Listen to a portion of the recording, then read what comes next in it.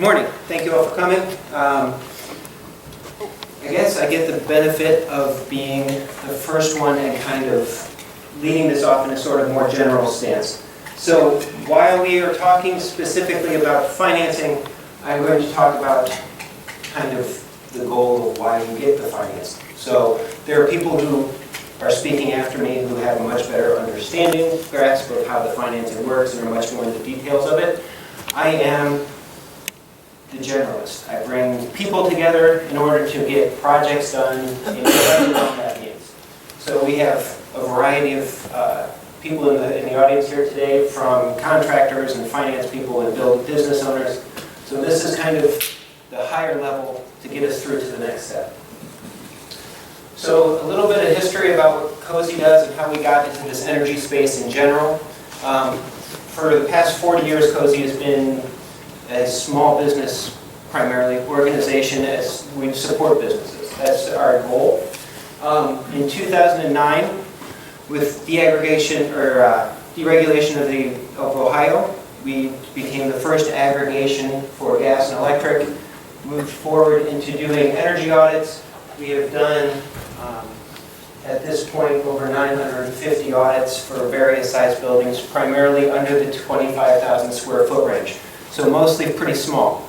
We are now moving into a larger realm, 25 to 75,000 square feet, and we'll be moving forward with that program for the next several years. So, but doing these audits isn't the end point. What we found is, in order to move from the audit to the next thing, there are pieces that you need to add. So you have the building owner, they get the information from the audit, which is good and helpful. But you also need a contractors network. So we developed that. So we have people, some of whom are in the audience, who are able to go into those businesses, provide the services that we recommend in the audits, and move the process forward. We've become administrators for a number of rebate programs, and we'll get into some of those a little bit later as well, that provide, it's not the end goal. The project itself, the energy efficiency that you get from those projects is what should do it. But what we find is a lot of people need the carrot, which is the rebates that are available. And really what we found is one of the biggest stumbling blocks is the financing piece, and getting people the money to actually do the project. And when you combine all those things together, you end up with a successful project, saves people money and energy, and moves the business forward. So, in the past 4 years, we've done about 950 buildings, ASHRAE Level 2 energy audits. It's about 9.4 million square feet. So if you break it out, it's not giant buildings, right? About 10,000 square feet has been the average. We identified about 21% energy reduction, but then the question is, what do you find? So we've identified savings for these people, for these businesses, about 3.7 million in total annual savings. $3,800 per building on average. Some of those that is a lot more than what we find. We've also done, keep in mind, if 10,000 square feet is the average, we've done as low as, I think the smallest one was about 200 square feet. So we didn't find $3,800 in savings for that building. We just don't use that much power. But in terms of that, in order to get that savings, you also have an installed cost. So when you add them all up, all the energy conservation measures that we've identified, from low cost, no cost, up to completely replacing windows, insulation, everything else, you're looking at an average of about 4.8-year payback. But what did we learn? So it's not just, okay, here are the projects, go do it. What we learned is the personality of the business owner is hugely important. You can walk up to a business, give them a great report, and have them say, don't care, not on my list. Or, I don't know how to do these things. Or, I don't believe anything that you say, go away. We've run into all those things. But what the real driver is that energy efficiency for most people is not in their thought process. If you're looking at businesses under 25,000 square feet, you're typically looking at very small. So a couple people work there. Under 15 employees is typical. Sometimes it's more than that, but that's fairly typical. And energy efficiency just doesn't make it up to their level of their thought process. It's, okay, the bill comes in, I pay it, done. So part of it is finding the right project at the right time. If you catch the right person with a little bit of understanding of where their pain point is in terms of their energy bills, and then are able to say, okay, here's a good project. It has a good payback, it works depending where you stand. You're able to get them to move forward. But it's all about putting these things together and making it work. Finding the contractors who are able to explain what the project does, what the value is, and how it moves the business forward, and really provides good energy savings and dollar savings moving forward. And then, as I talked about before, incentives help. That carrot to say, okay, yeah, you know, the lighting project that you want to do has a 3.5-year payback. We'll get you the rebates that are available, we'll get it down to a 3-year payback. And they say, oh, you give me money back, that's great, let's move forward. So the incentives help.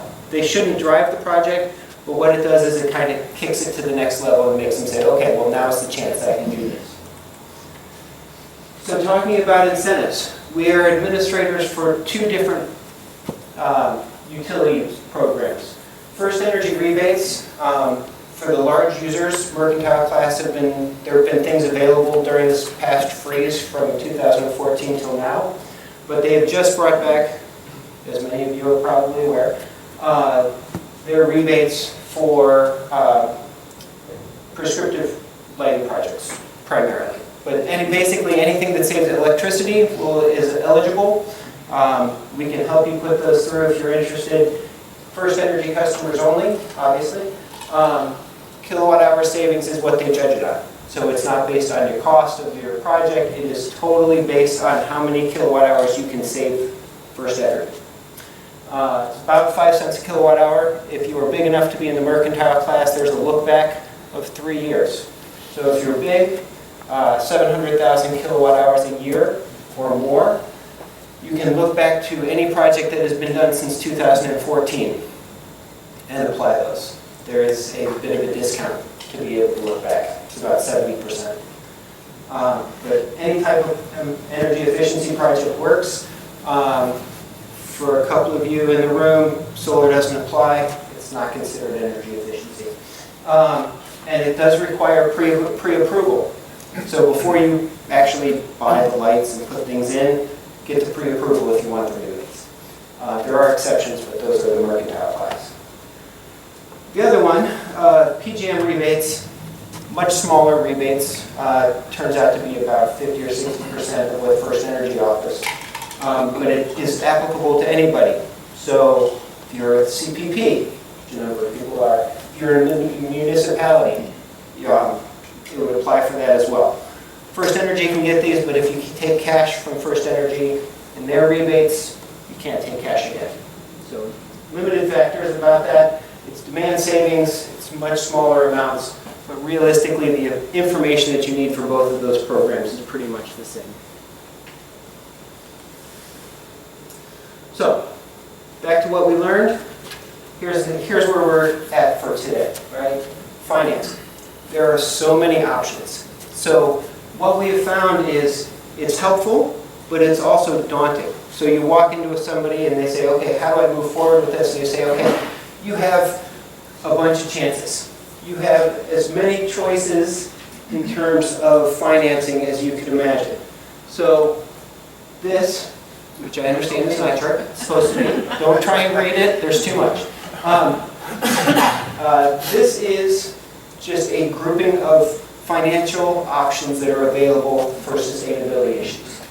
And this goes from, adding taxes if you're a city, all the way through all the options. So if you're looking at the large scale of what financing looks like, this is it. If you're looking at what typical businesses use, there, we'll go back. See this section? This is where we're going. So we can take out a big chunk of it. And realistically, most businesses are not using a fair number of these. They're available. They are very specific in how a lot of them work. But basically, this is all. These two are added at the bottom. They'll show up too, but they're in a different section and hard to squeeze. So, gives you a sense of kind of the fact that there are just a lot of options out there in terms of financing. We'll be covering, what, I think 5 of them today through the people who are speaking after me, but it gives you a sense of what you're looking at. It's all about moving the opportunities forward. So this is the nice clean version, and this is what is available in the large scale. I was able to sit down with people from the county and city recently, and we filled a wall. Not a good picture, and it's not a good picture, but we filled a wall, and this is just a portion of it, of things that are available just in this region, just through us, like the organizations that are involved in this kind of group. This is just a partial list. So it gives you a sense of, oh man, there's just so much. So we're trying to figure out the best way to organize it, and between people in this room, people in the county, people in the city, we are working towards being able to get you to the right financing for the project that you're doing.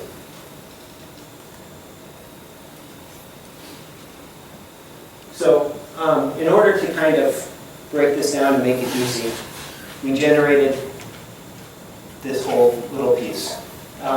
We generated this at COSE. It kind of gives you an idea of, what's the point of financing?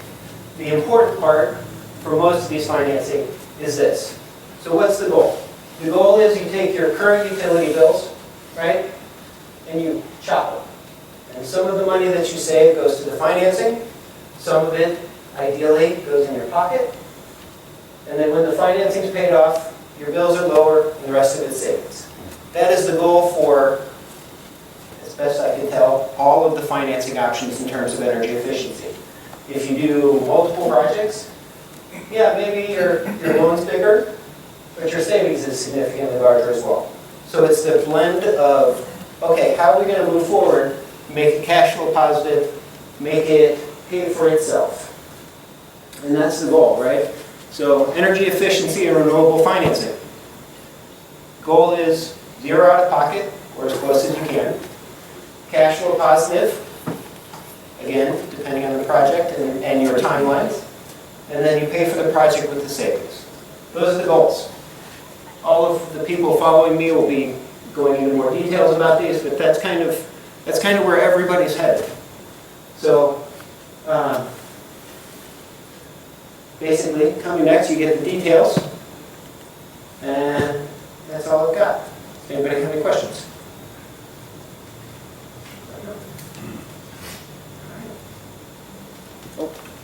Andrew, do you have to be a member of COSE to participate in this? To participate in the rebates, no. To, no. How about the energy audit?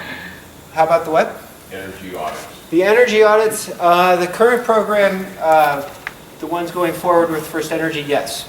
COSE or Greater Cleveland Partnership members or members of local chambers that we're affiliated with would all be applicable.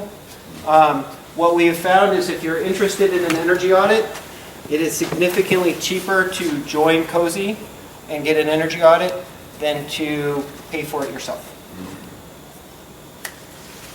For government or not-for-profit building owners, do you find these types of programs to be an easier sell?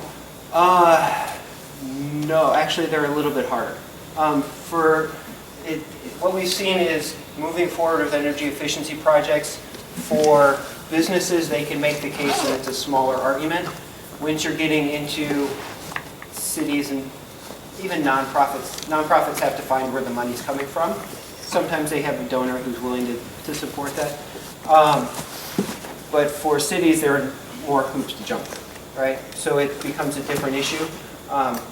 Businesses who are interested, have an interested owner, and can kind of make the decision and move quickly, it's easier to move forward. Sorry, forgot that was turned off. So, did you catch that? Okay. Was there one other? Yeah. How do these programs apply if you're acquiring a vacant building for a substantial renovation, or are they really not applicable? So the financing still works, although since you weren't paying the bills before, it's a different kind of math. For the rebates, you can still apply. It is based on, if we can look back and get the previous utility bills, that works great.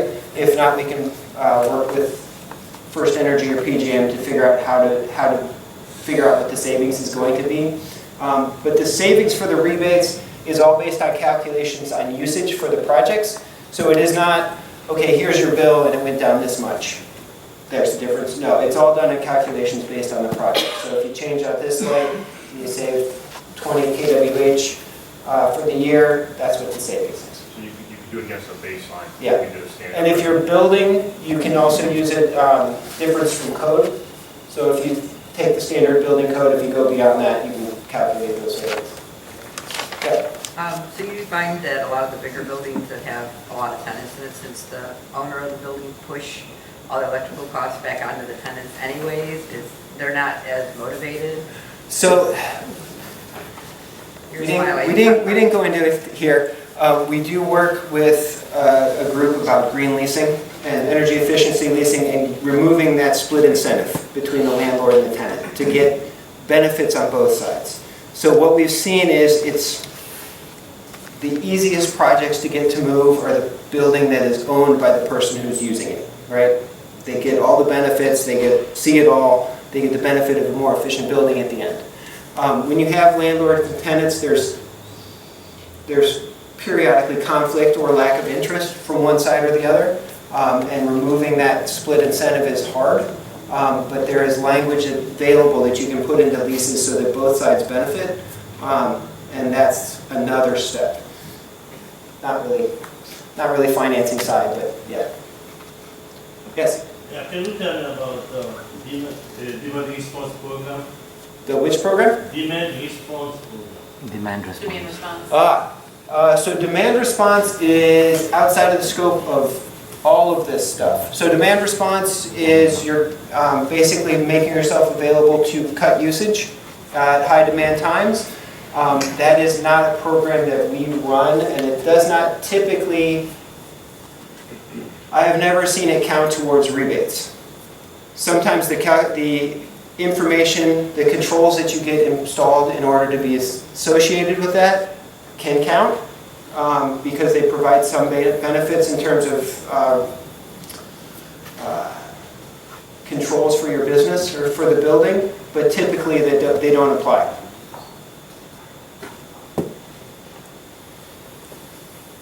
I think that's it. Great, thanks very much.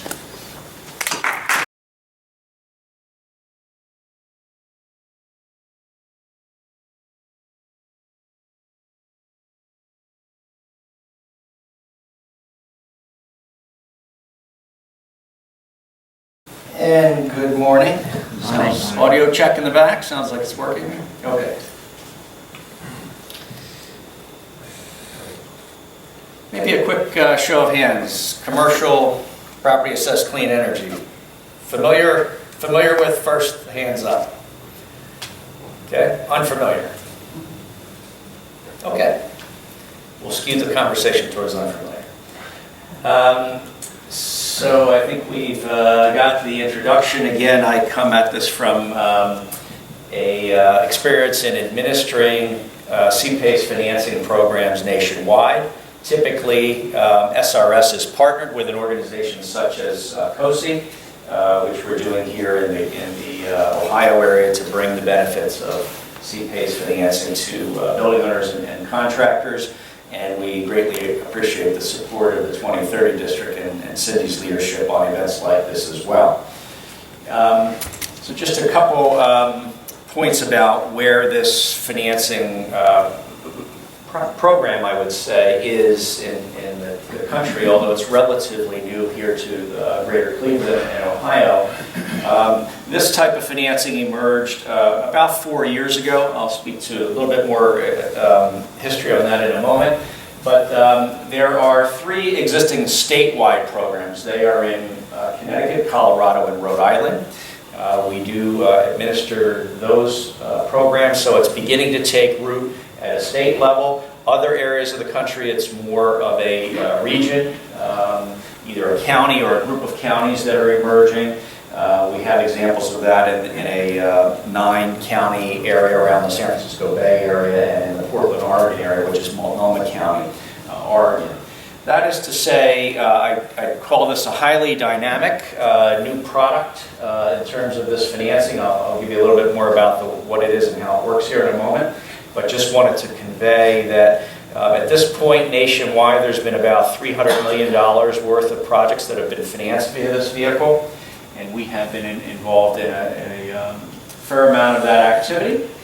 And so let's talk a little bit now about what it is. So Andrew set us up nicely by saying, wouldn't it be great for a building owner to engage on a project if they had no out-of-pocket ability, no cash out-of-pocket ability to make this transaction and to generate a positive cash flow impact to the business. And that's essentially what CPACE is looking to do. How does it do it?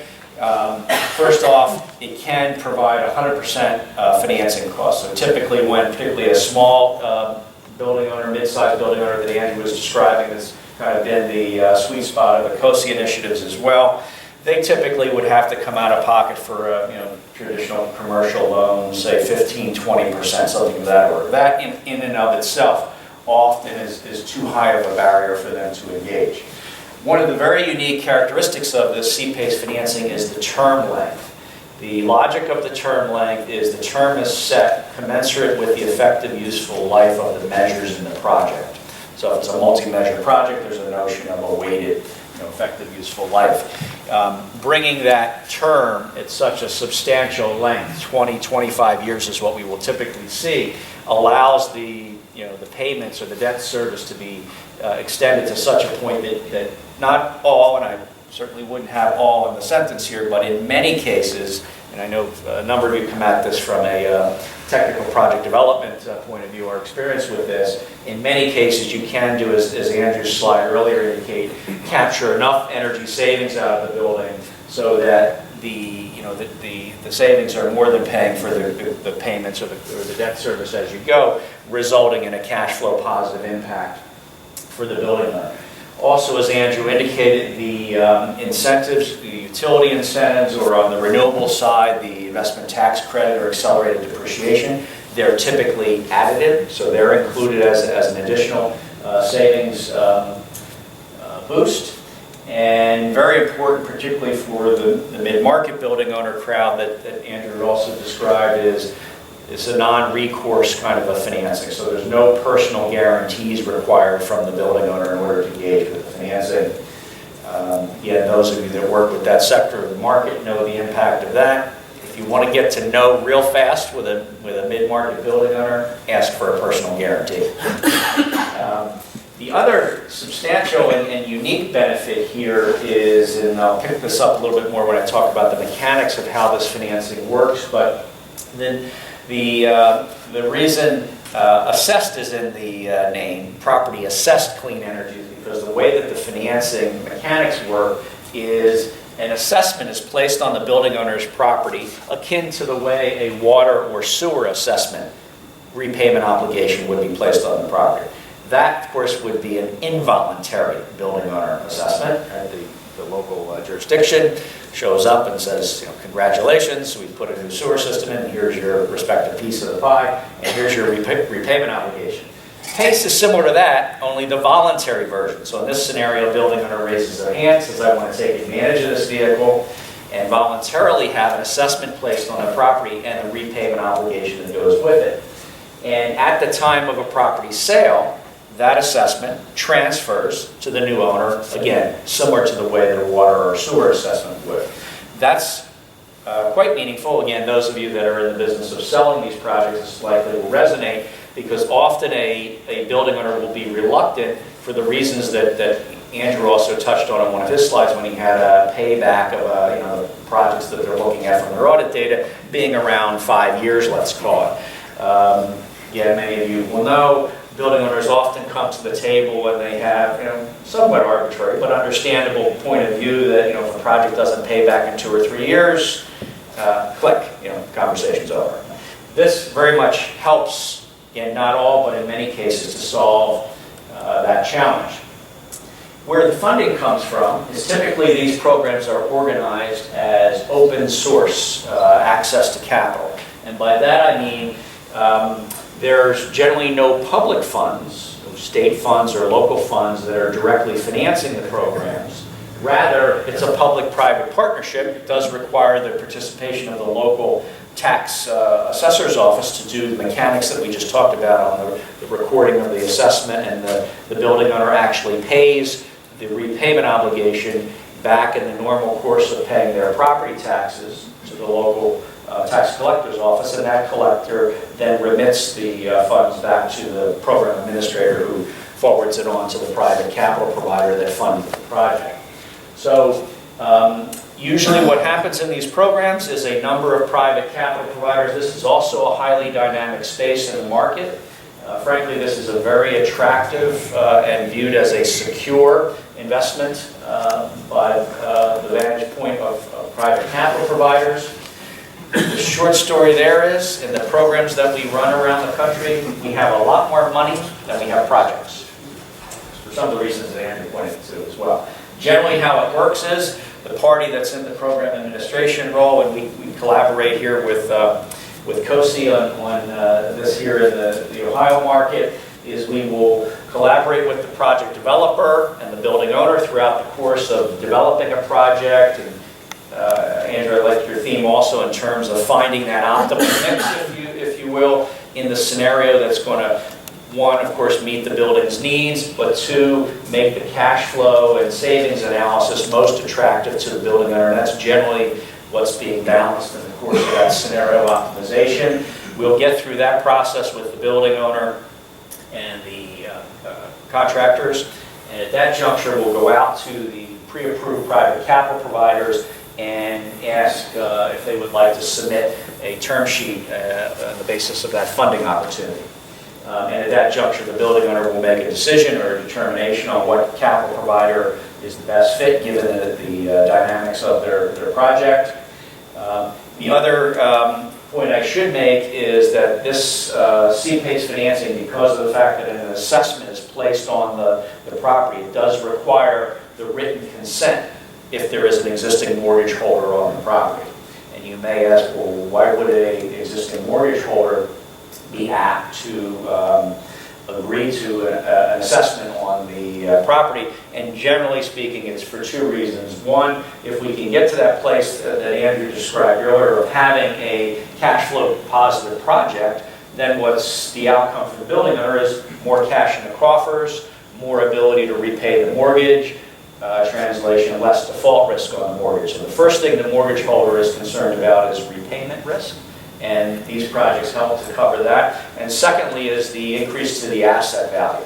So it only stands to reason if I'm going to do a $500,000 project on the property, I'm going to add asset value. Mortgage holders think collateral value. Right? In their worst case, if they would have to foreclose on the property, it's actually enhancing the building's value and therefore would put that mortgage holder in a position to sell it to the next buyer, perhaps faster and at a higher fee. So generally you can meet all the agendas if in fact you have a compelling cash flow project. And that's really where the focus is. So a summary in terms of how this all works is a building owner will engage with a project developer, determine what projects that they would like to engage. This includes both the efficiency side and the renewable side. The cost can be spread for a period of up to 25 years. The repayment, again, will be paid. A line item will be placed on the property owner's tax bill, again, akin to a water or sewer assessment. Upon receipt of that, the building owner pays it to the county, no different than they pay their property tax bill. County remits it back to the program administrator, who then facilitates that payment back to the capital provider who's funded the project. Again, the end game, just to put the exclamation point on this, is to well design a project such that you have a no out-of-pocket transaction and enough cash to more than cover the debt service, which creates the cash flow positive outcome. Can't get there all the time, but I can say it's 95+% of the projects that we've been involved in, which is now probably 120, 125 million in the aggregate, meet that definition. And again, I mentioned that the repayment obligation would transfer in the course of a sale to the next building owner.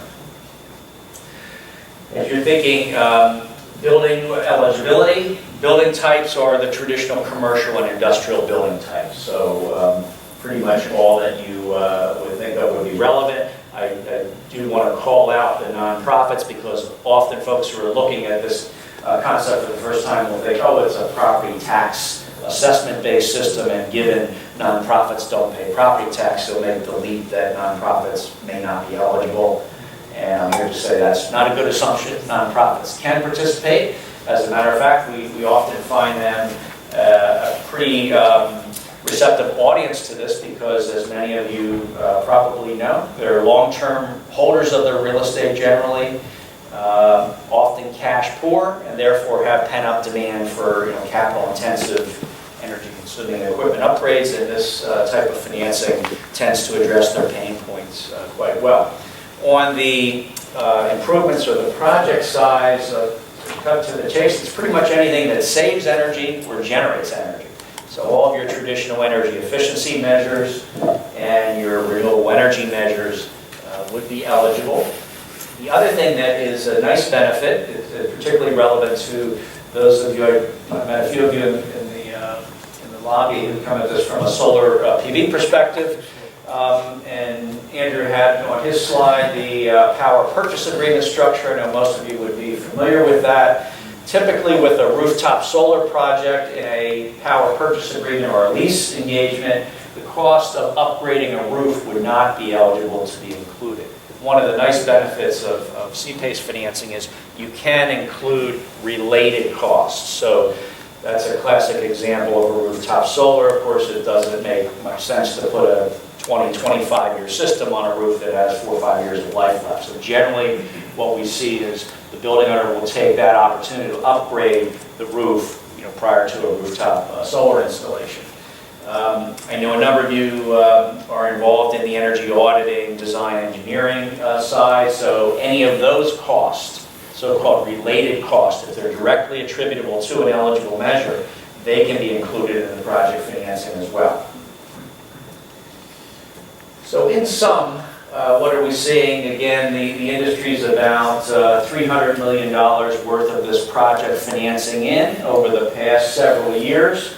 And in our role supporting with program administration services with a number of these programs around the country, we can say we are seeing a bit of a paradigm shift here. By that I mean, the old way, which Andrew was speaking to in terms of the pain points of making that engagement with the building owner, has always been, traditional commercial financing has not been that attractive, particularly with the mid-market because of the shorter term. And so you pretty much had to get that building owner over the hurdle of self-funding. Of course, that brings up the quick payback measures, which is some great coincidence why the industry gravitates to quick payback measures like lighting. That's understandable for all the reasons that we know. What this long-term CPACE financing now opens up is, again, the ability to spread that cost over 15, 20, 25 years is a substantial change in the way that a building owner can evaluate these investments. And in short, I would even go so far as to say this. Traditionally, we've sold energy efficiency projects as a capital expenditure. Tough sell. With this kind of financing, if we can get there on the cash flow generating project, all of a sudden we're 180 degrees from that. Now the building owner is evaluating an investment opportunity. Right? Very different. While meeting the building modernization, upgrading. So it's a substantial change in the way that these projects and the opportunities are presented to building owners. Often we'll hear that bottom statement where a building owner would say, well, this sounds great, but of course it sounds so great, it has to be too good to be true. And generally, you get to that place, which is a positive, because to translate what the building owner is saying and thinking, they're generally saying, wow, if I could only believe this, I might actually do it. And that's kind of where you want the building owner as they're evaluating what now goes from capital expenditure to an investment opportunity. And that's it's been interesting to watch this. just to give you some sense of, how it's working, although I would still characterize this market as kind of early emerging market days, it is beginning to get some good scale and critical mass. The best case study we have is the state of Connecticut's program, just because it was the first state to actually launch a robust, well-funded program. That happened in the beginning of 2013. You can see this graph. That program has funded a little over 150 projects for about $95 million in aggregate project value. And those projects, they do range all over the board, from $30,000, $50,000 affair all the way to the largest was approximately $8.5 million. So it's a broad base of project types, building types, and dollar value sizes. Generally, where are we seeing it fit mostly? It's in the mid-market, not too different than what Andrew had described with the COSE focus, and that's one of the large reasons we have been collaborating, because we're trying to crack that nut with that same middle market. That's not to say larger building owners don't take advantage of this, but I would say it's the 80-20 rule. 80% of the adoption that we see is in the Class B and C building, more mid-sized building space for these reasons. Again, those of you that work in that market, this would not be a surprise. Why is it particularly compelling to that audience? They generally are strapped for capital budget. The capital costs are just too much for them to take on in a self-finance scenario. PACE provides a nice solution there. Again, it can provide 100% no out-of-pocket transaction. Often those mid-market building owners, they may not have the credit quality to even entertain traditional commercial financing, or in most cases, even if they could, the terms are not, let's say, commercially attractive enough for them to engage. Again, the underwriting here from a capital provider point of view, given that an assessment is placed on the property, now the underwriting all of a sudden is much more focused on the financial health of the building as opposed to the individual credit quality of the owner. That in and of itself opens up a much broader opportunity for that mid-market.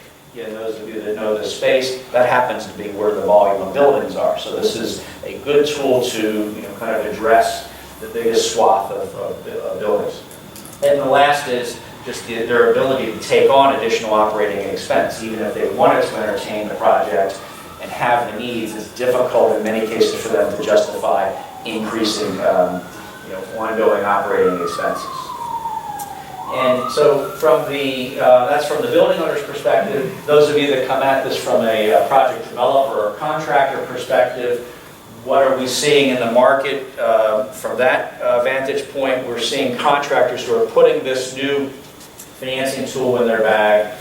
It allows them now, as I say, to take a previous capital expenditure proposal logic and turn it into an investment proposal logic, where they can say to a building owner, here's a well-designed project. The net of it on a projected basis is you can engage without it. Write a check for zero. That generally is welcome. And if you believe the projections, that's where our role as an independent program administrator comes in terms of doing an independent technical review and approval of the project.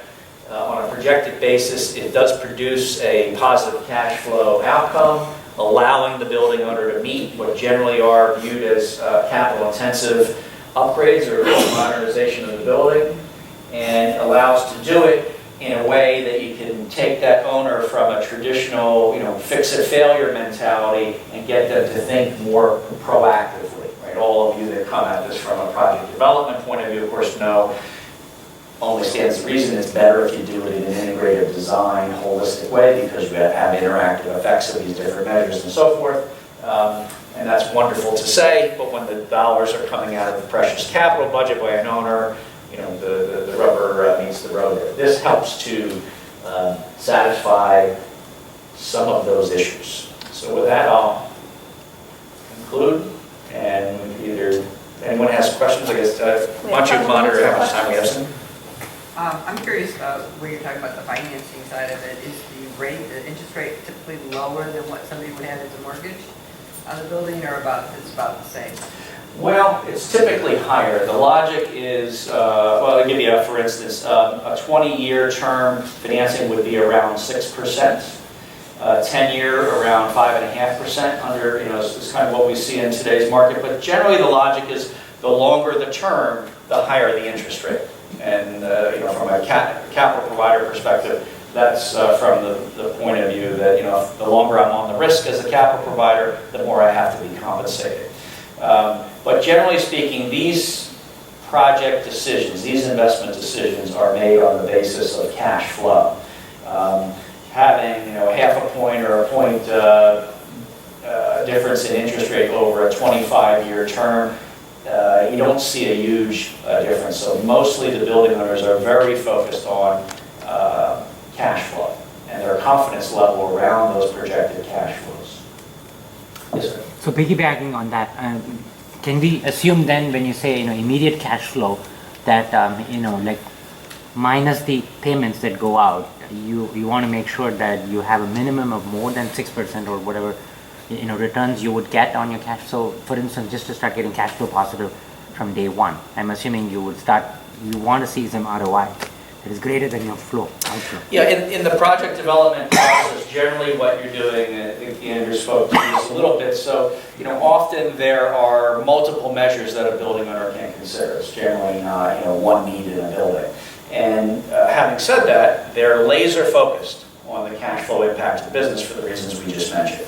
So part of the optimization process is what measures are kind of the critical must-haves, what measures are the nice-to-haves, what's the related cost and savings of those different measures, what's the interactive effects of those, and we build a project economic analysis that includes projected savings and the related cash flows in such a way that you're looking for that outcome, that after the cost of the payments, how much cash flow can you generate? And that is, it's a bit of an each his own, right? There will be some building owners that have such capital intensive, must-have upgrades that they may be delighted with cash flow neutral.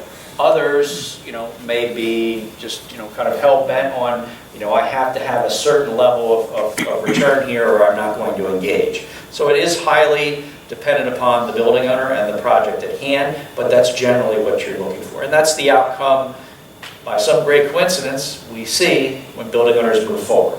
Usually that's the hurdle. If you can't get to a positive cash flow, getting the building owner to yes, as you would expect, is much more challenging. Can you go into a little more detail on how the assessment-based financing applies to nonprofits? I mean, how does that work if you're not paying tax? Yeah, so the question, if you could hear in the back, was how does the assessment process work for nonprofits who may not be paying property taxes?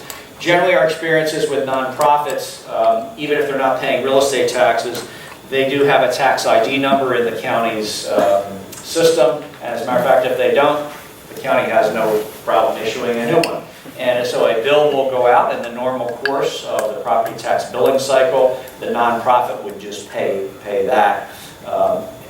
We do see, though, it is not unusual that a nonprofit might be paying a water or a sewer assessment. They generally will get assessed for those. So it would be no different than that. So you essentially have a repayment obligation that shows up in the normal course of the billing and collections process of the tax bill. The owner pays it back to the county, and the county then forwards it on to the program administrator who manages the private capital providers.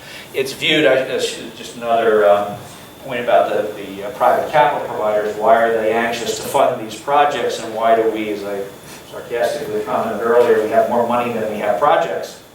Because that billing, collection, repayment system where the county is the collector is viewed, of course, by a private capital provider as a best case scenario on the collection side.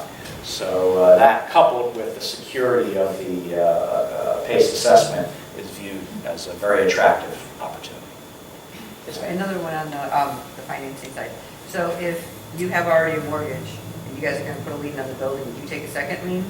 Or do you have to have a first lien, or because it's the assessment, there's no lien on the building? No, because it's an assessment, and a lien does get placed because this is akin to a water and a sewer assessment, meaning it's a priority position, pari passu with the water and sewer assessments. So that's why it requires the written consent of an existing mortgage holder. Okay. You have to So- approve it. Yep. Part of the process is to engage with the existing mortgage holder in that approval process. Are we okay for time? We can take a couple more and then. Has there been any studies on whether or not there's a side benefit relative to lower insurance on the building? I know from a residential standpoint, if you put a new roof on, if you put a new air conditioner in, that sort of thing, generally speaking, your insurance rates go down because you've improved the property and not the value. Has there been any studies into that as a side benefit? I'm not aware of any studies that have quantified that. I would say it's probably too early in the market to really get any real fix on that, although your comment is very logical and would be an expected outcome over time. No different than a derivative of that question would be, what has the resale value impact been? Again, back to that graph that showed most of these projects have been happening over the past 2-3 years. So there just hasn't been enough time passage with enough transactions of buildings to get a real marker, on what that impact is. Having said that, we do calculate a asset value increase at the time when we do a project economic analysis, which is an accepted practice in the commercial real estate industry, where you're taking the projected savings of this project, what that impact is to the net operating income. So those savings are enhancing the net operating income of the building. The building is typically valued at a multiple of that net operating income, or in those of you from the commercial real estate side, capitalization rate or cap rate. Right? And so that we can put a number around that. It's just the product hasn't been in the market long enough, mature enough to really test that on resale. Did that answer the question? Okay, one last, we want to make sure we get all the speakers' time. Yep. Regarding the lien restriction, if you have a regulated mortgage, how does that work with your experience? HUD, FHA, USDA, Ginnie, Fannie, will they allow the first lien? Yeah, HUD just recently, matter of fact, earlier this month, issued a guidance document in terms of the process for HUD to provide consent for a PACE financing. It's been a work in progress. The federal agencies that have ownership, typically on the commercial side, they are open to it, and you can do some research on the HUD website, or if you'd like to give me your card at the end, I'd be glad to forward that on to you. But it essentially lays out the auditing process. They're generally looking for an ASHRAE level 2 audit and so forth to essentially get comfortable with the savings projections that we've described and get through a consent process. Residential, which we're really not here to talk about today, that's a whole different ballgame. And there is, FHFA still has a bit of an opposition position to residential PACE for various reasons that we could talk offline.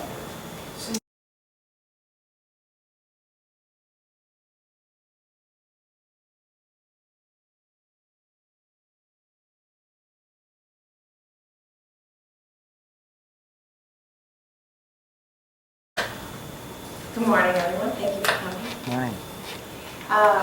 So again, I sit with our Kiefer Green team, which is our energy efficiency and renewables team. My teammates call me the Queen of Green. Let's see here. So in essence, we sit in a small group, a regional role, and we help businesses achieve their energy efficiency and sustainability goals. We do this again by the process of optimizing the facility through impacts to the infrastructure and energy equipment, allowing a client to then realize a reduction in energy consumption. So, in preparation for the discussion today, I was looking at some recent statistics that I thought were quite interesting, and thought I'd share them, but it's just, Forbes said that more than 88% of consumers think companies should try to achieve their business goals while improving society and environment. And then it also went on to say a company can earn good company credits by using green energy, making specific and well-defined environmental goals public, and educating customers on how they can improve the environment or make a difference in their community. So it's certainly something that's on their minds. And we found that with the businesses, you know, if their vendors aren't asking them about being more green than their clients are, or even their employees are. So it's certainly something that lots of folks are thinking about. And in this slide here, I was just going to touch on a couple of things. Our commitment to sustainability, a little introduction to the program itself, our initiative, our solutions-based approach, the incentive opportunities and rebates available, funding opportunities, and really how we structure green projects, and then some examples with a client that did a lighting, HVAC, and a solar project. So one of the pieces that I really like, we did a recent corporate responsibility report, and our head of corporate responsibility report, he just said, a conscientious corporate citizen strikes a balance between earning returns and a responsible means of doing so. And again, I think that a lot of companies are really thinking about ways to do that. So this is really our commitment to sustainability.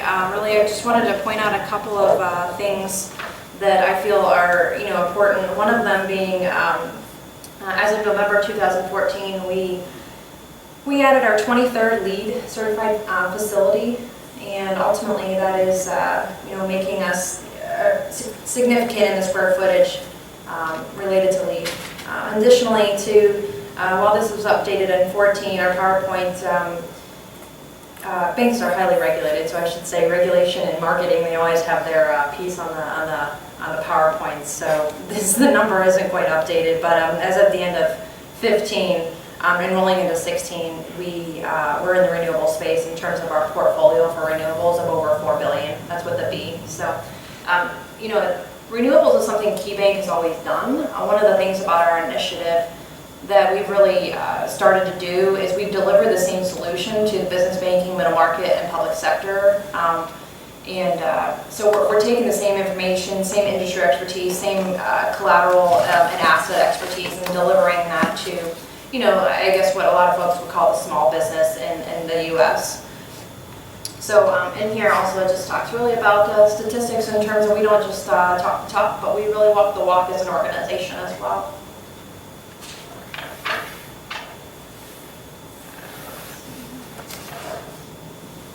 A key, we really believe that the top 4 reasons business owners go green, cost savings, the obvious, less environmental impact, public relations boost, and then improved performance and healthier employees.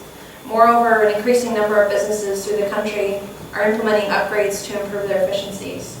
Really something that we've started to see is since the downturn, we've really started to notice that clients are calling us more. The reason we feel is that as a result of the recession, folks really cut back as much as they possibly could, and they couldn't cut back any more of the obvious pieces without impacting the quality or the services of their goods or services. And so they're reaching out to us for creative ways to continue to be creative in their cost-cutting measures. And so we've been able to help them through, the reduction of energy bills. A lot of times they can come down 55 to 60%. So, and then in this presentation, along the way, we show how to evaluate your facility, assist with the incentives, and coordinate with the installers while providing leveraged financing. So this really goes along into our solutions-based approach. I feel like a great first step when we interact with our clients is an energy audit. It just really helps those who are really unsure about the inefficiencies or efficiencies of their building, and then ultimately help them quantify and prioritize the projects that make the most amount of sense based on their goals. So throughout the audit, the first step is they can conduct a comprehensive site survey, includes lighting, HVAC, controls, water consumption, those types of things. Then evaluating step 2, the facility's manner and means of usage. Is it industrial? Is it residential? What purpose does it serve? Do they operate 24/7? Is it 9 to 5? Is it a storage unit where it's wonky hours? Next step being collecting all relevant utility data through utility bills. Fourth step, prepare a comprehensive operational cost analysis. So, we do a lot of folks that have different cost centers, meaning they may have different pieces of their facility that operate under different cost centers, or they may have separate facilities across the state, the city or state. Number 5, really, I believe, is a very important step here as of recently, is interviewing key personnel regarding the energy efficiency and goals objectives. And then ultimately, I think this is the best part, create an order of magnitude and information plan. It's really the part where it helps clients quantify and prioritize based on the goals. If the goal is the what's the quickest ROI, great. If the goal is, hey, we want to market better to green, then we can prioritize projects based off of that.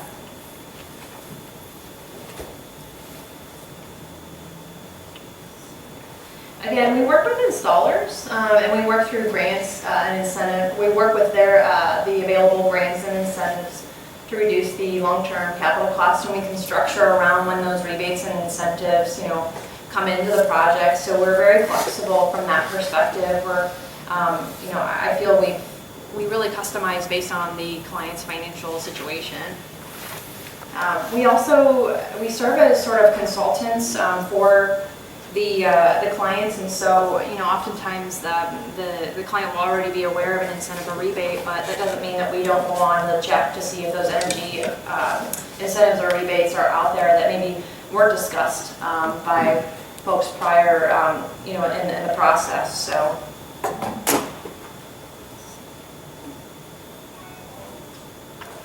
I think this is a page that really a lot of folks tend to want to know about, what we do in terms of structure.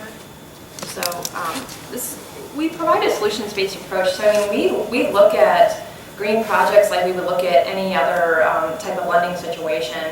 We bring in specialists if it's certain industries like agriculture. We bring in different specialists like the Small Business Administration partner. So really, we take the facility type and we pair it up with the proper folks internally within the bank. And in a way, we serve as air traffic control. So we're a lot of times the first stop with clients or introductions. And then we reach out to partners internally in the bank to structure properly. So we might pair up with a Small Business Administration partner. We may pair up with someone who's got an industry expertise, again, in agriculture or chemicals. We have a variety of different industry specifics internally in the bank. And then based on the project scope, we have available term loans for equipment, whether it be fixed or variable rates. We have the ability to have a draw period. So if there is an incentive or rebate coming back and the client wants to pay down the loan prior to flipping over to permanent financing, we have that option as well. Or maybe a draw period is needed because there's sort of a construction piece to the project. Maybe there's multiple vendors included and they need to be paid during different parts of the process. So we offer that draw period as well.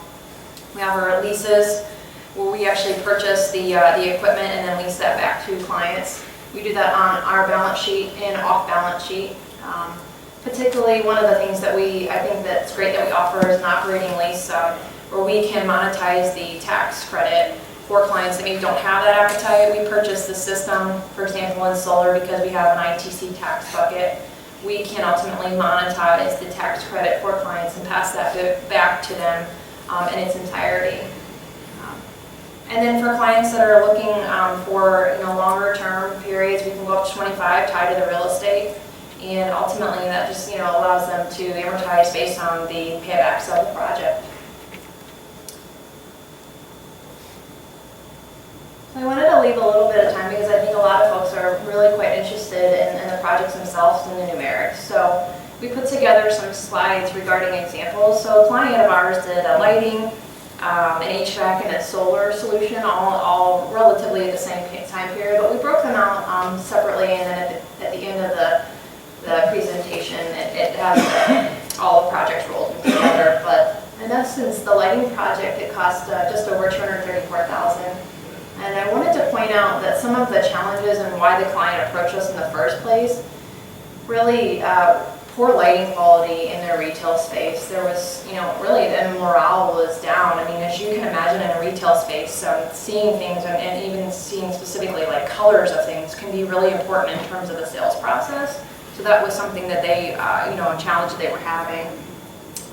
And then additionally, their CPA was having conversations with them about the need to address a chronic repair problem. There was a constant problem and really unpredictability with the cost of their repair and fixtures of bulbs. We were able to provide a turnkey LED retrofit for indoor and outdoor lighting, and ultimately they were able to realize energy savings of over $44,000. Same project, there were some incentives provided by the utility company of almost $45,000 as well. So reduced the capital expenditure to $189,630. Throughout the process, we were able to, help them submit the work that was completed. They were formally approved, and the project was completed. And then ultimately, the utility and its assignee confirmed work was completed as presented. And the incentive was paid directly to the client so that the client could pay the proper vendor. So in summary, on the lighting piece, we use a draw term equipment note because they used the rebate to pay down the initial capital cost. And then we financed over the 7-year period $189,630 at a fixed rate. So that gave them an annualized debt payment of $36,000 minus the energy savings and the annual debt payment. On just the lighting project alone, they were able to save over $7,700. Quite significant on LED lighting. Same client, just an HVAC project. The total project cost was $475,000. And one of the things I wanted to point out on this particular scenario is the client had challenges with ongoing repair costs as well, in excess of a fairly substantial amount of $35,000 for a client of this size. And there really was no budget certainty. So as you can see, they really had some trouble with budgeting based on the equipment that they currently had. So we were able to install high-efficiency HVAC solution that incorporated redundancy and allows for partial load engagement, which dramatically reduced the energy consumption.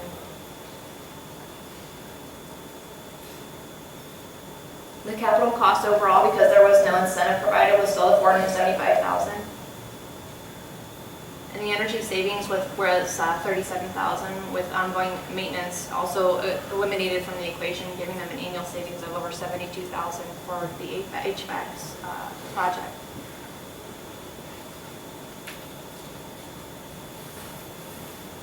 So here again is the really the bulleted points here regarding the capital cost, the energy maintenance savings, the annualized debt, and the savings from that after the debt of $11,000.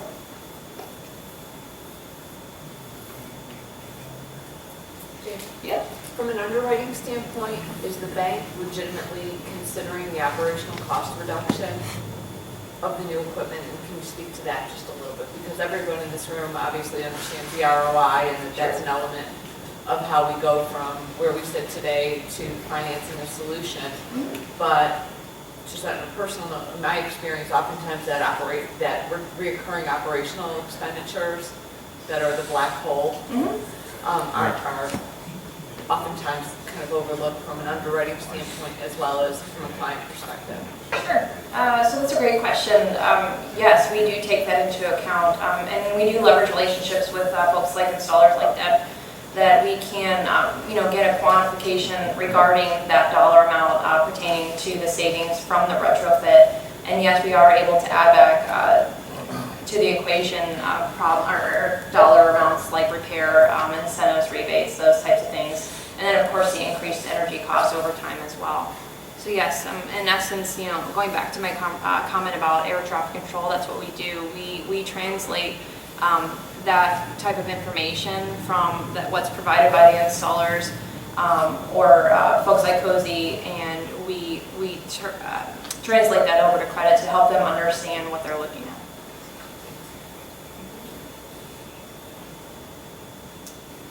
This is a solar project the same client did, 1.2 million rooftop solar.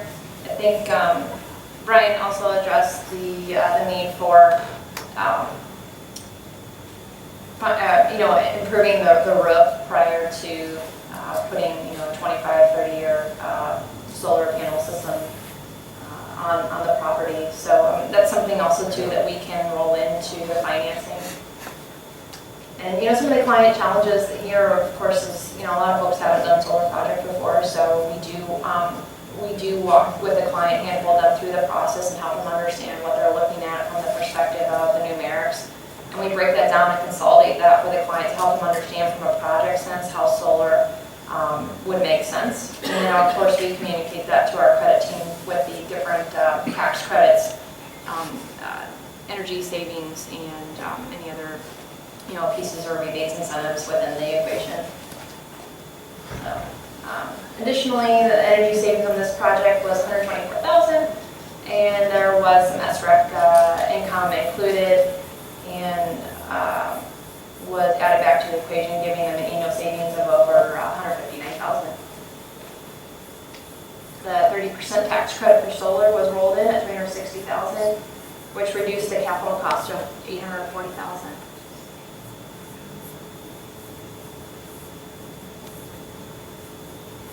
And the total project cost was reduced by $360,000 to give the total capital cost regarding the amount financed was $840,000. We were able to finance the facility or the solar panel project over 10 years, giving progress payments so that the installer could be paid throughout the construction period with a fixed rate, giving the clients annual debt payment of over $130,000.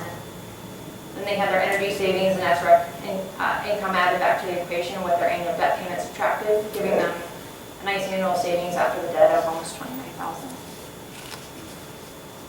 And then this is also the piece that, as you can see over time, if including all projects together, there's quite substantial savings when you have more than one median for energy savings.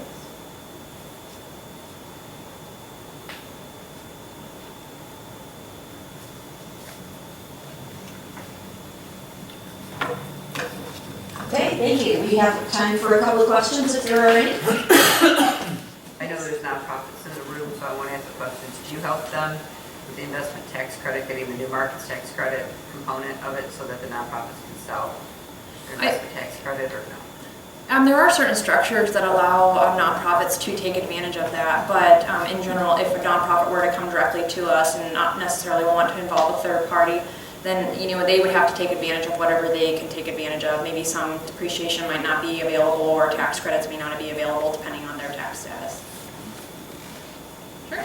So follow-up question, like I'm assuming Key Bank would take that and lower the cost of debt. I mean, is that what I saw in your slide when you showed that tax credit, and then that is lowering the amount of debt that the entity would take on? If it was a for-profit company and they had a tax appetite to do that, yes, we can structure it so that way they can take the tax credit and apply that to the total capital cost, right, and reduce that initially. Sure. Right, but we have been in other scenarios too. We don't necessarily force people to go one way or another. So if they want to keep that tax credit in their pocket or reduce the amount of the term loan, then we can do it that way. Or they can utilize that in their pocket to pay the ongoing payments, depending on how they want to plan for that from a financing structure internally.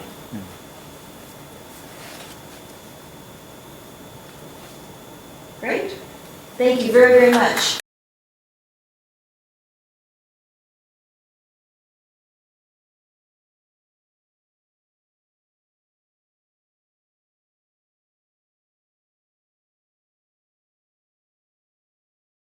Okay, for businesses, whether they be a new business or whether they be an existing business, there comes a point where the business owner or the partners may contemplate purchasing or constructing a new building.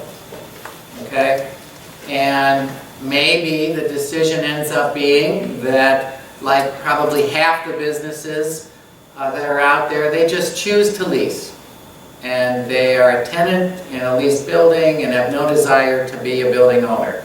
Well, this discussion is going to talk about the benefits of building ownership as it relates to using depreciation as an income tax shield, And then in those select cases where there are tenants in leased space who pay for their own capital renovations, how their depreciation can be used as an income tax shield for tenants in leased space who make their own building improvements.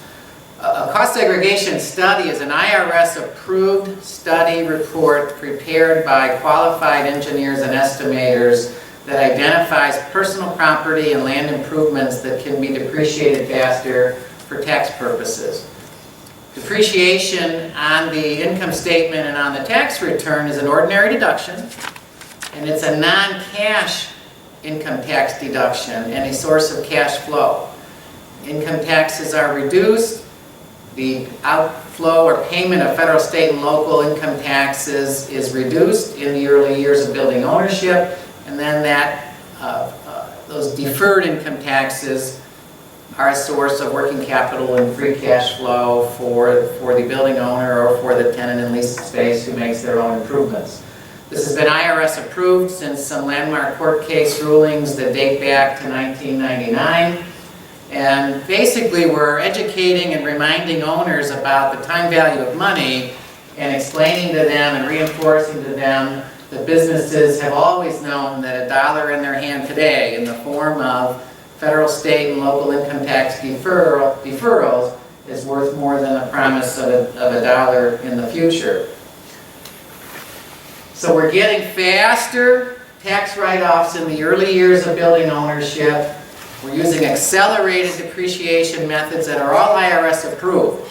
Anymore we see a lot of businesses trying to accelerate innovation, or higher ed accelerating learning, and accelerating business processes, and accelerating ROI. Well, folks in our industry are in the business of accelerating depreciation to generate free cash flow and working capital through IRS-approved cost segregation studies.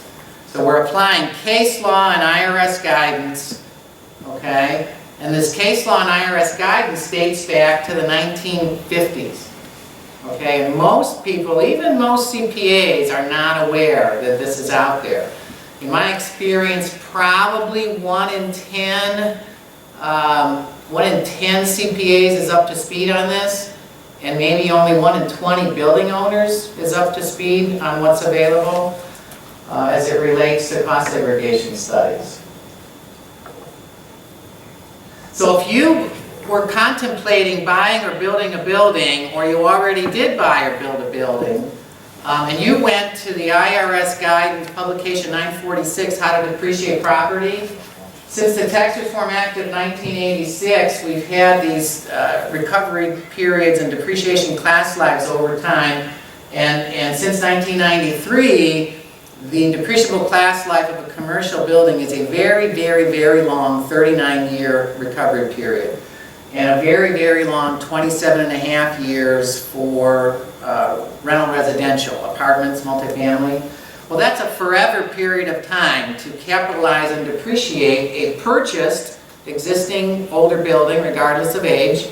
The cost segregation study can be done on a building that's 100 years old, on a building that's 50 years old, on a building that was built or bought in 2016. And by the way, for those of you that either are building owners or have clients that are building owners, especially if they bought or built in 2016, 2016 is still open, and a study can be done anytime up until the tax return is filed, including extension. So there's an opportunity to have a study and properly classify and depreciate the building asset for buildings that were bought or built in 2016. 2016 is still open. So income taxes are reduced through this accelerated non-cash depreciation in the early years of building ownership, and the mechanics of it we're going to see in a discounted cash flow projection, that there's going to come a date in year 6, year 11, year 16, where all the 5 and 7 and 15-year property will be fully depreciated, and as a result there will be fewer depreciation deductions available in those later years as compared to the statutory IRS 39-year class life period. We can show clients through a net present value analysis and a discounted cash flow projection how the income tax deferrals in the present value calculation are almost always greater than the present value of those future tax repayments that are going to begin to repay in year 16 and in year 2035 and 2040 and forward. One of the most misunderstood things about the industry too is folks think that a cost segregation study only applies when you construct a new building.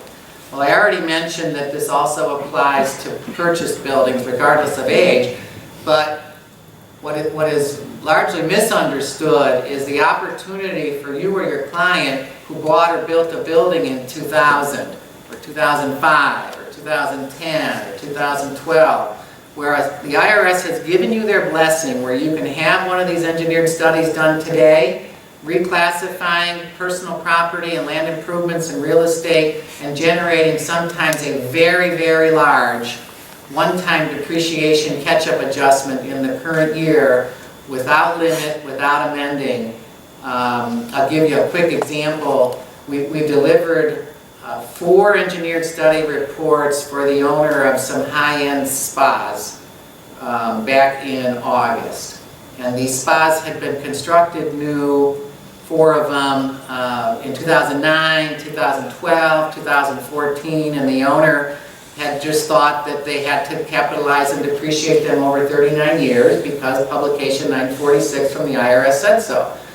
Well, when we showed them and they engaged our firm, we showed them how their unclaimed depreciation on those 4 spas for all the items that case law and IRS guidance say can be reclassified and written off over a shorter period, their unclaimed depreciation for 2009 through 2015 on about $34 million in construction costs was $9.6 million in unclaimed non-cash depreciation that they claimed on their extended 2015 tax return that they just filed on September 15th.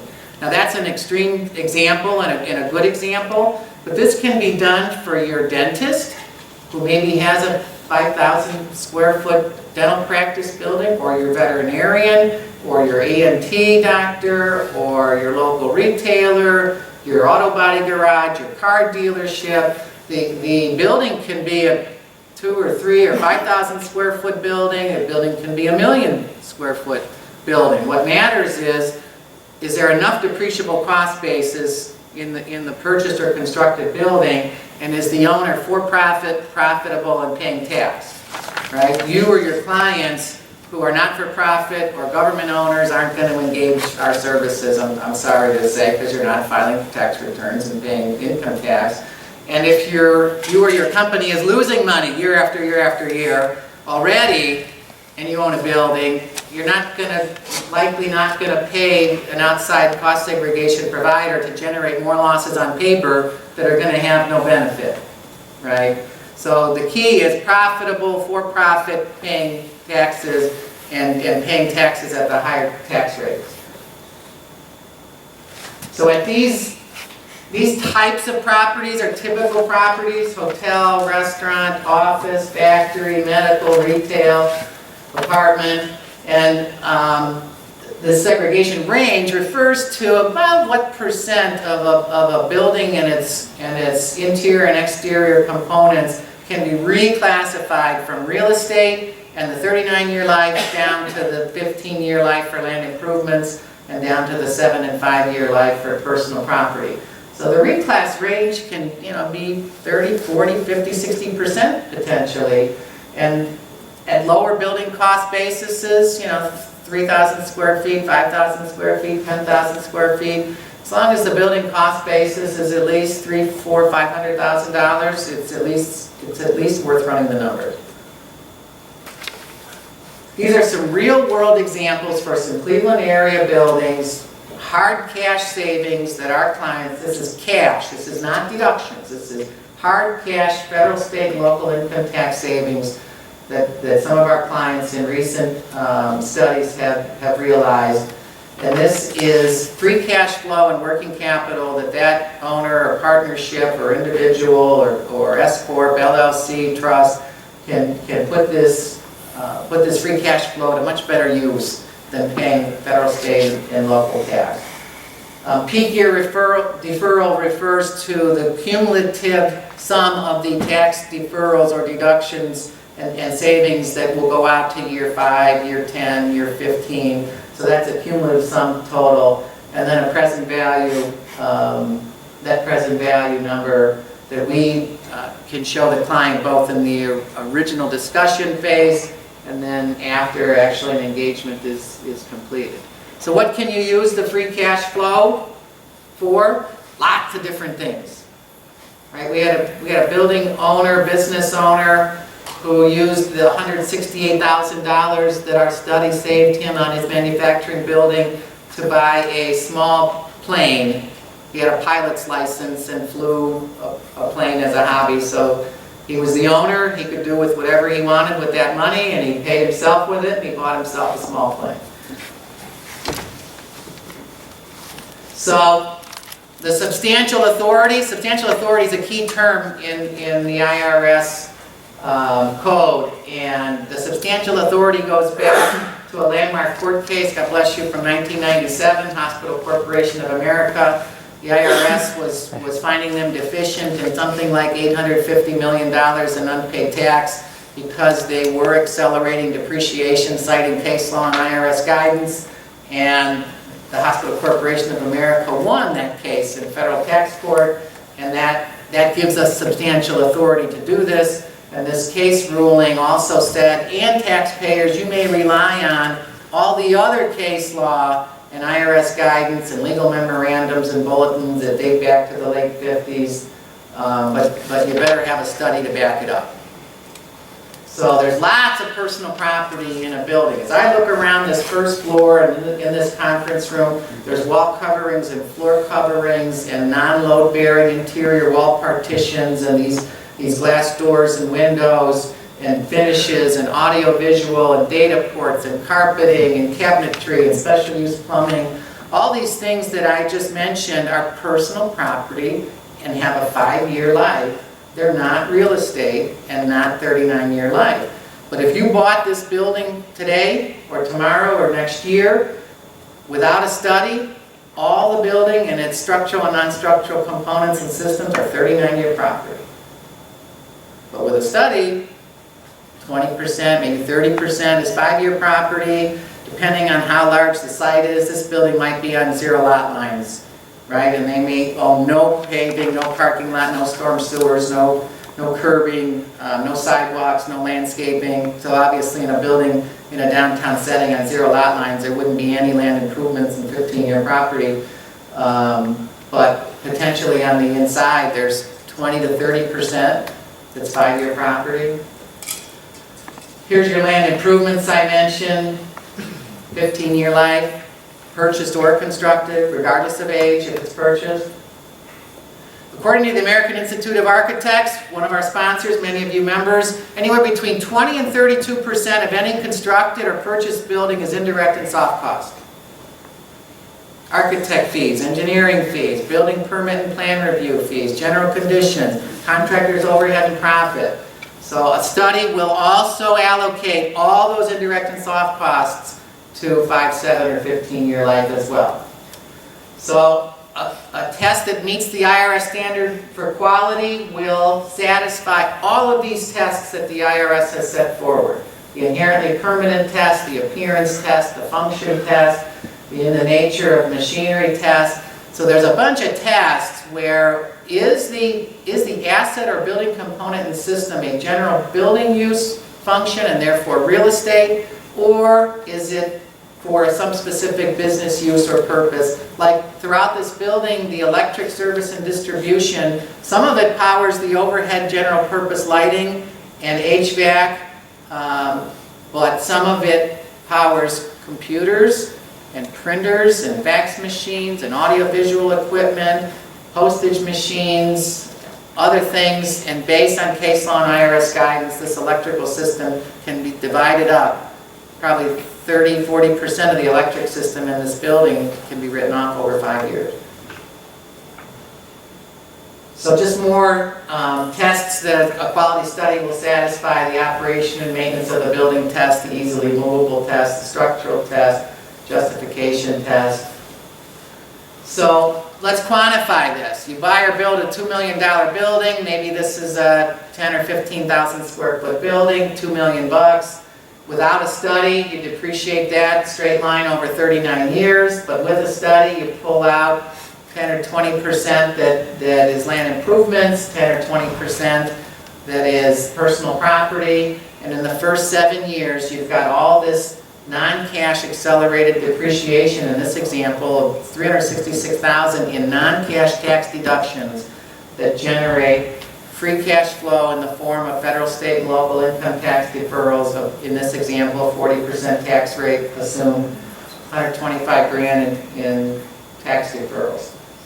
So our bankers in the room will appreciate a discounted cash flow analysis or projection. What this is showing is on the left, without a study, your straight line depreciation by year for the next 39 years, that's a forever period of time. But with a study, depreciation after CSS, we're front-end loading a lot of additional depreciation. And this is all tax savings, federal, state, and local tax savings. The client provides their discount rate or cost of capital, and this is the factor from the present value of one table. We just plug that in and then show you and show your owners or your client that the present value of $27,000 in tax saved today is $27,000, but going forward, because of the time value of money, it's a little less, and we see these numbers in red. Assuming the owner owns the building for the entire depreciable life, there's going to come a year where there will be fewer deductions available as compared to the statutory straight line rate. But so what? If they own the building that long, they're going to be repaying. This is going to be an income tax payment outflow because they don't have as much deductions. But so what? They're repaying those taxes in tomorrow's less valuable dollars. The value of a dollar in 2045 today is 13–14 cents. These are a couple duplicate slides. I apologize for that.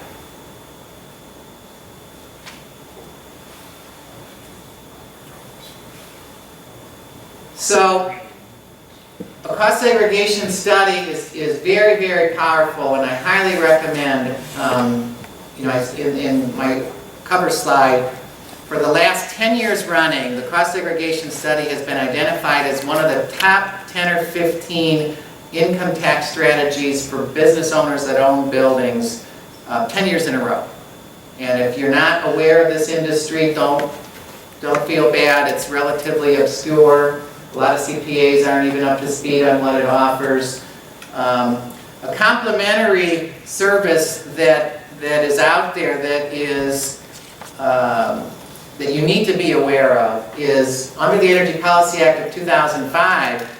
And you don't need a cost segregation study to take advantage of this, but it makes sense to talk about it because it has to do more with depreciation as an income tax shield, and that is the energy efficient commercial building tax deduction when you either construct new or retrofit existing with energy efficient lighting, mechanicals, and building envelope systems, and the ability to get potentially 100% of the all-in cost basis of energy efficient interior lighting, energy efficient HVAC and hot water, and energy efficient building envelope systems, potentially up to 100% deduction in the first year for what would otherwise be 39-year depreciable class life. These overhead lights, 39-year property. Even though you and I know, practically speaking, that fixture is not going to be up there for 39 years. The case law says general purpose overhead interior lighting is real estate, 39-year life. Now decorative lighting, specialty lighting, wall sconce lighting, chandelier lighting, specialty task lighting based on case law can be 7 or 5 year life. The general overhead lighting, 39 years. So if you're retrofitting or constructing new with energy efficient lighting especially, and you're not getting this certification, you're required to capitalize that over 39 years, and that can be a forever period of time. We don't know if Congress is going to extend the Energy Policy Act authority. It did expire with the one-year extender bill. The PATH Act from 2005 extended it for 2016 only for 1 year. Senator Portman and others are pushing to get this extended for 2017 and beyond, maybe even making it permanent. So we will be advocating with our legislators in Washington to get this extended for commercial building owners. Apartments also qualify. The kicker on apartments is the apartment has to be 4 stories and above. And lastly, I should bring to your attention, you don't need an engineering study for this either, but it was touched on briefly with our friend with the PACE discussion. Congress extended for a 5-year period in the 2015 PATH Act that advanced energy property is personal property with a 5-year depreciable life. You don't need an engineering study. It's already been legislated for solar panels, geothermal heating and cooling, cogeneration, combined heat and power, wind turbines. It's all 5-year personal property, all eligible for 50% bonus depreciation.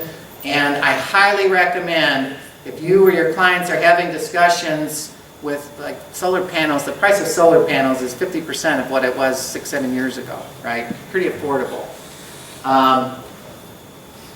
The simple payback without the shorter 5-year life and without the energy investment tax credit and without any accelerated or bonus depreciation, the simple payback on solar panels is like 20, 22 years, right? But when you factor in, this is a real example, when you factor in the 30% energy investment tax credit, when you factor in the bonus depreciation, when you factor in the 5-year class life, this was a 96 kilowatt solar panel rooftop with a vinyl white reflective roof. When you factor in all the credits and incentives and accelerated depreciation and shorter write-off, and there was some SREC income here when the SREC income was higher than it is today. But when you look at this, you go from a 20-year payback to a 2.5-year payback.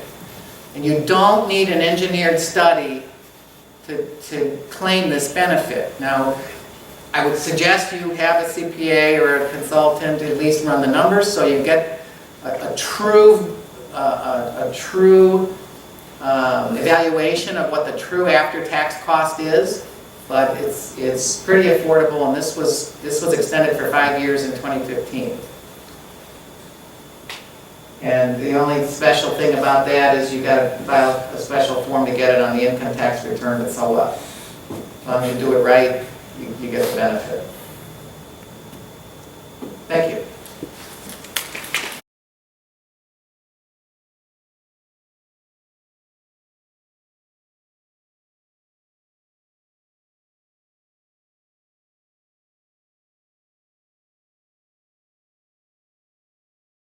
All right, so I left that picture up there. That's Miami. I know I love Cleveland. I'm born and raised in Cleveland, but let's leave the Miami picture up there for a little bit because I think we're supposed to get snow over the next couple of months.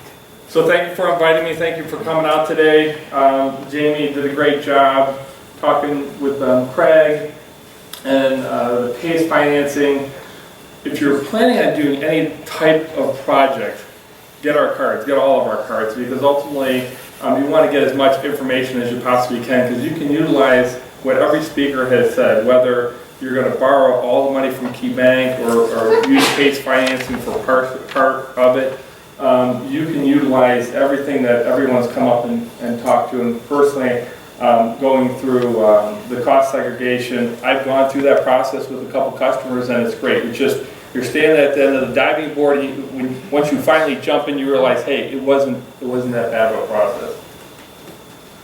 So, talking about facilities, whether it's a local government, municipality, industrial, commercial property, we all have issues. I meet with people daily, and it's critical on the resources and equipment. How many people are in here with facilities management? So there's never enough money, right? And you're always fixing something. Everybody hands, is that correct? And then, of course, there's cost. You know, there's you feel like you're running around with your head chopped off because there's only so many places you could be at one time. So ultimately, the person above you is giving you so much money, and typically it's not enough, ever.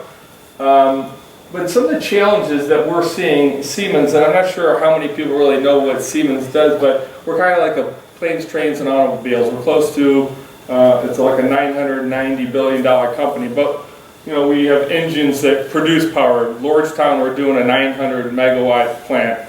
We're the largest light rail provider in the United States. Locally, American Tank is building some of our frames.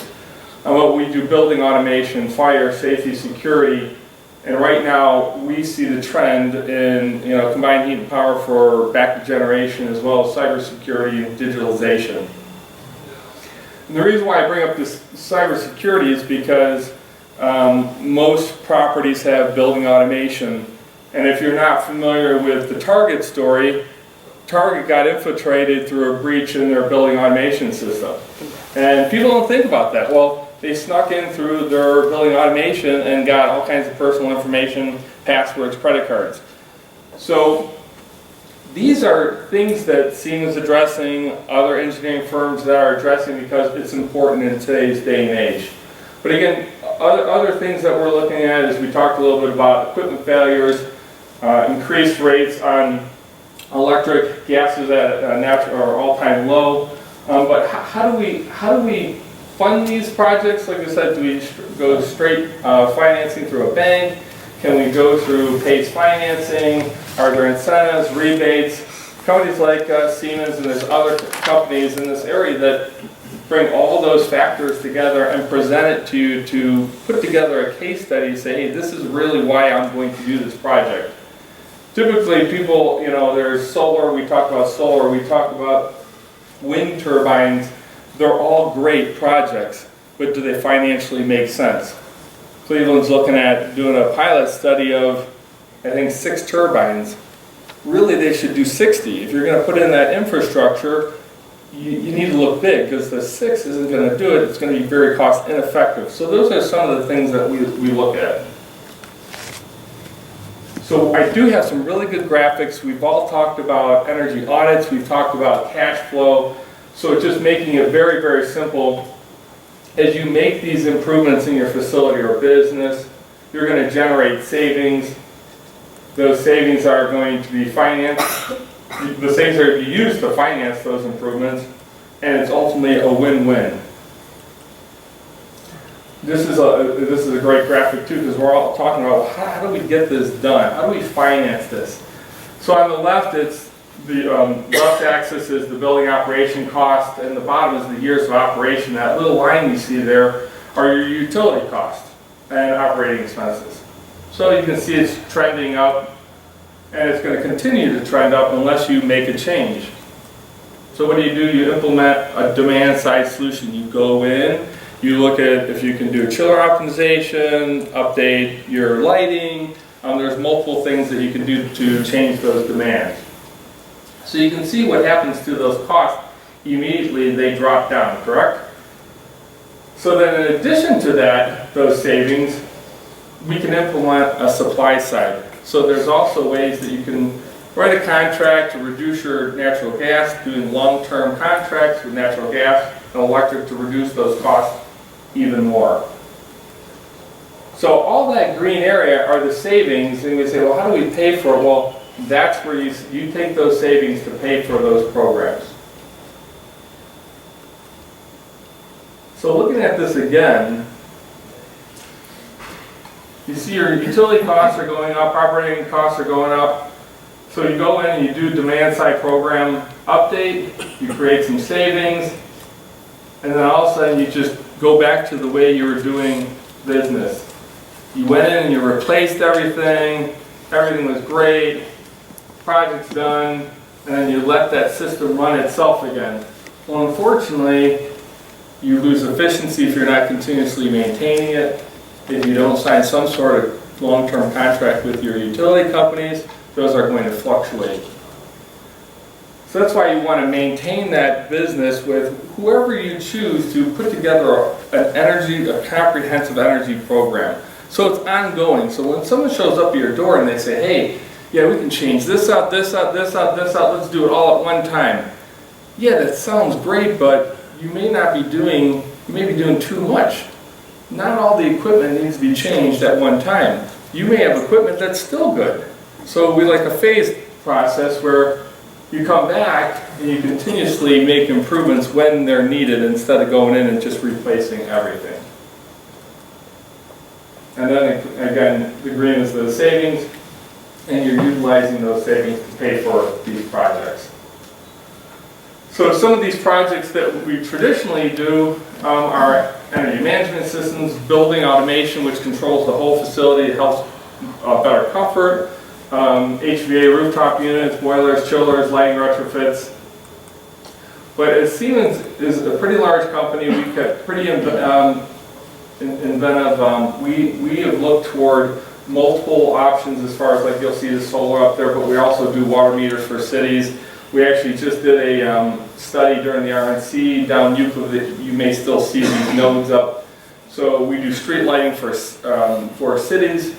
The nodes that you can see, you wouldn't notice them unless I pointed them out to you, but it's almost like Big Brother watching. So every single light down Euclid from Public Square to 9th has a device that has 4 cameras on each side of it. It's got a speaker, mic, so you can pick up conversations, air quality. It records everything, so if there's any accidents, anybody gets robbed, it's all recorded right on there. So we really are looking toward the future on what we can provide cities and customers. That device is also being tested in parking lots, so people that are legally parking, people that are legally dumping. So as we grow, products like that expand out into the internet. So that same product can create a small node, a small cell, so it's a wireless system as well. So if you have fiber, you connect that to it, and all of a sudden you can provide that whole street, the whole city, the internet. They're little pockets. But you can see all the different types of things we do, traffic flow improvement. You know, you want to reduce the pollution in downtown Cleveland. How do you do that? By moving cars. So we have a whole software program that operates the lighting throughout any community just to keep that traffic moving, especially like busy cities like Cleveland and Columbus that are growing. So you've heard several people talk about energy audits. So this is how they typically work for most companies. So first you sit down with the customer to see what their goals are, and you want to meet what their strategy is and where are they? Do they want to be green? Do they have to save? Are there any mandates? So you sit with the customer and find out what they're really looking for. And then we come in and we actually assess the property and we look at how the costs look. Is it going to cost $1 million, $600,000? And we put in those savings to make sure that we can create that cash flow. Then we implement that program. And then you continuously make sure we're making those needed improvements and adjustments, because even a brand new building, I think the the Seidman Center, it was recommissioned twice within the first 2 years. These buildings are built to function, and not function efficiently, but just to function. So you have to do the follow-up. And then lastly, it's the measurement reporting. So most of these contracts with engineering firms that say that they will do guarantee maximum price, performance contracting, we're going to save you this amount of money, you're going to create a positive cash flow. Well, how do you track that? Right? So you have to start with an initial benchmark of how much you're spending, and then you track that. So you look at the current bills, every year you get a report to make sure that those savings were actually realized. And typically it's not just the money, it's the units. How many kW did you save, MCF? And then we talked a little bit about cybersecurity and supply side. So Siemens actually can go out and procure your supply, whether it's gas or electric, but we can actually bring all that data together within your building automation system. If you have multiple sites, bring it into a laptop, bring it into an iPad, bring it into your